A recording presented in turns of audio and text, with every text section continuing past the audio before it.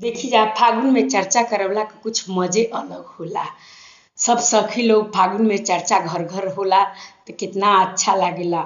होली गावाला कितना मौज मस्ती होला, बहुत बढ़िया लागेला फागुन में चर्चा करावल। तो देखी जा कैसे भोलेनाथ का चर्चा होताटे और कैसे मन के श्रद्धा पुरावल जाताटे। अगर हमार भजन आप लोग के अच्छा लगी तो चैनल के आगे बढ़ाई जा, शेयर करब जा, सब्सक्राइब करब जा, लाइक करब जा। तो एक बार प्रेम से बोली शंकर भगवान की जय। मनवा के श्रद्धा पूरा ल सके, फागुन में चर्चा करा ल सके। मनवा के श्रद्धा पूरा ल सके, फागुन में चर्चा करा ल सके। फागुन में चर्चा करा ल सके, फागुन में चर्चा करा ल सके। मनवा के श्रद्धा पूरा ल सके, फागुन में चर्चा करा ल सके। पहिला चर्चा मंदिर करैया, पहिला चर्चा मंदिर करैया। अरे पहिला चर्चा मंदिर करैया, रंग गुलाल उड़ाल सके, फागुन में चर्चा करा ल सके। अरे रंग गुलाल उड़ाल सके, फागुन में चर्चा करा ल सके। अरे मनवा का श्रद्धा पूरा ल सके, फागुन में चर्चा करा ल सके। दूसरा चर्चा घर में करैया, घर में करैया हो, घर में करैया। अरे दूसरा चर्चा घर में करैया।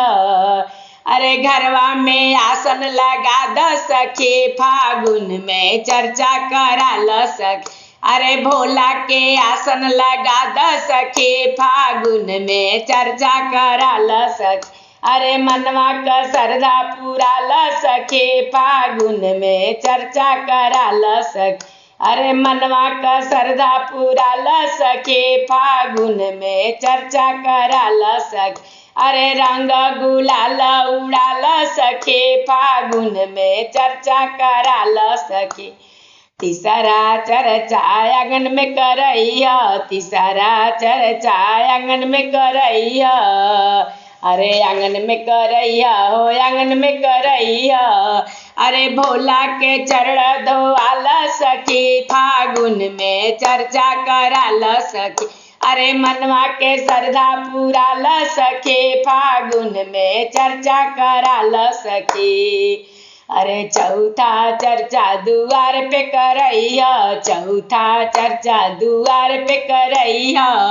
अरे शिव जी के भोग लगा द सके, फागुन में चर्चा करा ल सके। अरे भोला के भोग लगा द सके, फागुन में चर्चा करा ल सके। अरे मनवा के श्रद्धा पूरा ल सके, फागुन में चर्चा करा ल सके। अरे रंग गुलाल उड़ाल सके, फागुन में चर्चा करा ल सके।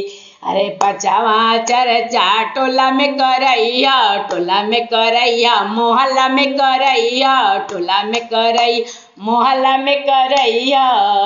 अरे मुहल्ला से सखिया बोला ल सके, फागुन में चर्चा करा ल सके।